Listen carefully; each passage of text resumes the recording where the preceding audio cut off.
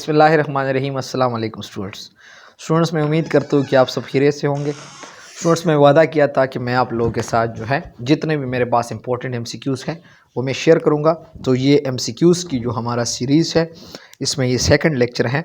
तो बेटा शुरू करते हैं टाइम वेस्ट करके बग़ैर।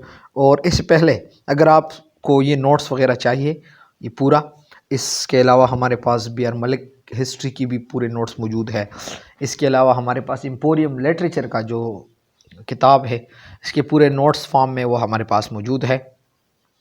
जो critical history of English literature B R Malik साहब एमसीक्यूज़ के नोट्स हमारे पास मौजूद है। तो बेटा शुरू करते हैं। अक्सर जो है हमारे पास इन एक्रोनिम का पूछा जाता है टोएक, TOEIC। तो पूछा जाता है कि टोएक का क्या मतलब है। तो आप ना भूले कि टोएक का मतलब है test of English for international communication. TOEIC का मतलब है TOEIC, test of English for international communication. अच्छा, याद रखिएगा बेटा, आपको पता है कि विलियम कॉन्स्टेंट जो है उसने प्रिंटिंग प्रेस लाया था इंग्लैंड के अंदर। तो इसके ऊपर जो पहला किताब विलियम कॉन्स्टेंट ने इसके ऊपर प्रिंट किया था तो उस किताब का नाम है history of Troy, history of Troy. अच्छा, थॉमस मोर्स यूटोपिया बेटा आप लोग जानते हो वो हमारे पास 1516 में पब्लिश हुआ और इसको इस तरह डिस्क्राइब किया जाता है कि it is a prologue of the renaissance. Utopia जो है थॉमस मोर का, इसे समझा जाता है कि it is a prologue of renaissance. अच्छा, नेक्स्ट हमारे पास है कि book of martyrs. Book of martyrs by John Foxe is about the killing of the Catholic queen Mary. Book of martyr जो है ये जॉन फॉक्स ने लिखी है और ये क्वीन मैरी के किलिंग के बारे में है। अच्छा, याद रखिए बेटा, आप लोग अर्नेस्ट हेमिंग्वे जानते हो, अगर नहीं जानते तो मैं थोड़ा बता भी देता हूँ। हेमिंग्वे हमारे पास एक ऐसा राइटर है जिसको the old man and the sea novel उसने लिखा है और भी उसने कई नावल लिखे हैं। आपको इस बात का पता है कि वे फुटबॉल का बड़ा शौकीन था और साथ साथ जो है वो एक ड्राइवर भी रहा है। तो ये आप ना भूले कि अर्नेस्ट हेमिंग्वे जो है गेम में वो फुटबॉल का बड़ा शौकीन था और साथ साथ जो है वो एक ड्राइवर भी रहा है। अच्छा, आपको शेले के एक पोएम के बारे में मैं बताता हूँ। पोस्टोमस अनबर्न्ड इस एक पोएम है और ये असल में एक क्लोजेट प्ले है। शेले का एक पोस्टोमस अनबाउंड एक क्लोजेट प्ले है। तो क्लोजेट प्ले के फीचर में अगर आपको बताऊं तो हमारे पास एक ऐसे प्ले है जो कि आप कोई प्राइवेट रूम में जो है वो इसको एंजॉय कर सकते हैं। ऐसा नहीं कर सकते कि उसको आप थिएटर के अंदर वो आप देख ले, या उसको इवन आप प्राइवेट में देख भी सकते हैं। अच्छा, याद रखिएगा अ रूम ऑफ वंस ओन, ये हमारे पास एक ऐसे है और ये वर्जीनिया वुल्फ ने लिखी है और ये फेमिनिज्म के ऊपर है, अ room of one's own.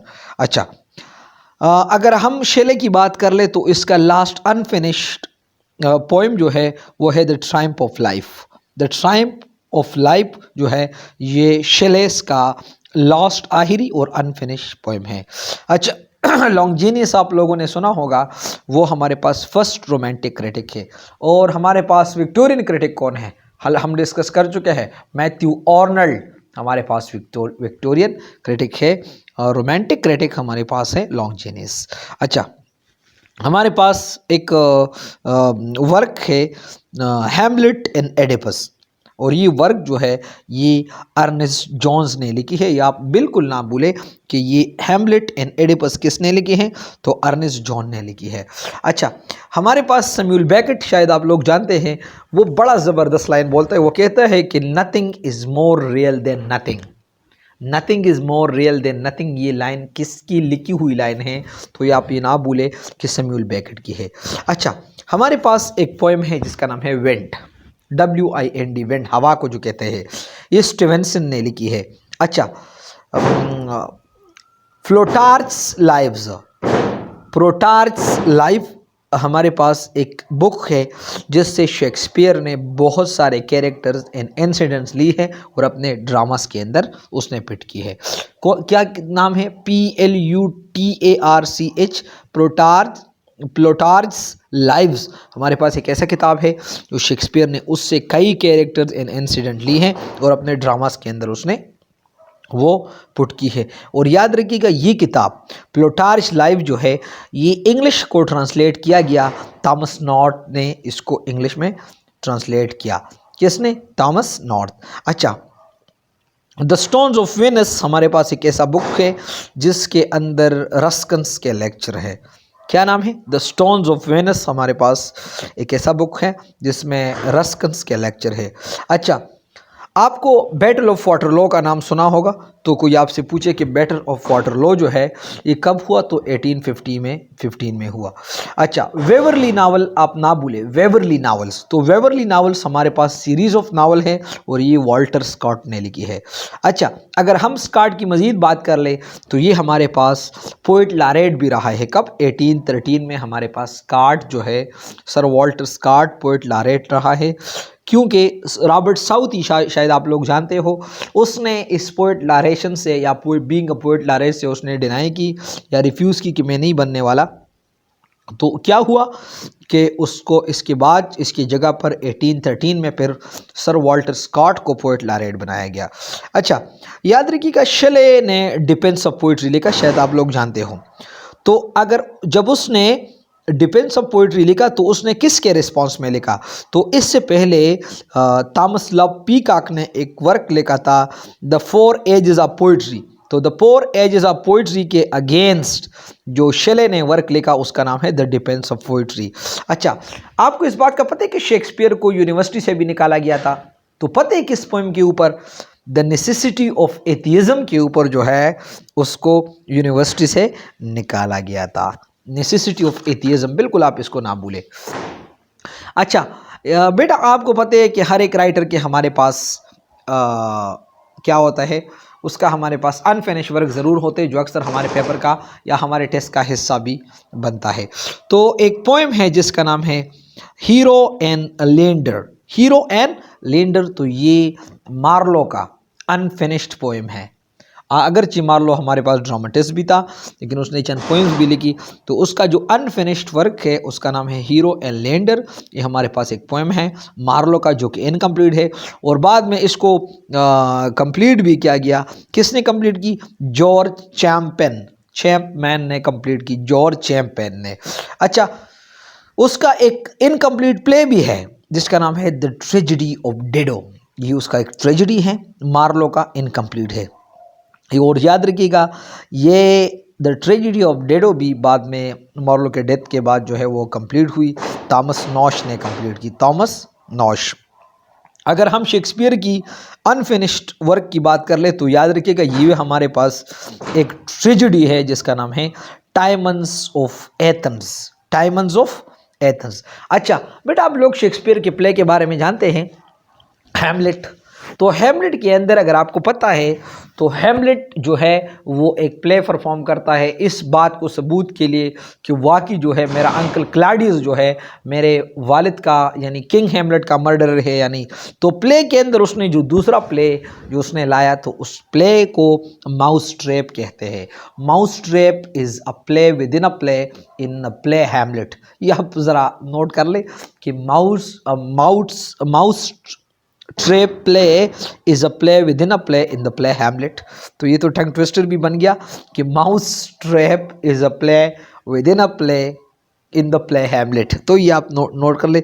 Imarti हमारे पास एक ऐसा पोएम है जो कि वो स्पेंसर ने लिखी है और इसमें वो अपने लव को वो सेलिब्रेट करता है। और आपको तो जानते हो ना स्पेंसर का लवर कौन है, वो किससे? एलिज़ाबेथ बॉयले से वो मोहब्बत करता है और ये उसका लवर है। अच्छा बेटा, शेक्सपियर के और प्लेस के ऊपर अगर हम बात कर ले तो आप लोगों ने सुने अ मिडसमर नाइट ड्रीम। ये हमारे पास शेक्सपियर का ऐसे प्ले है जो इंग्लैंड के अंदर हर 23 जून को ये परफॉर्म किया जाता है।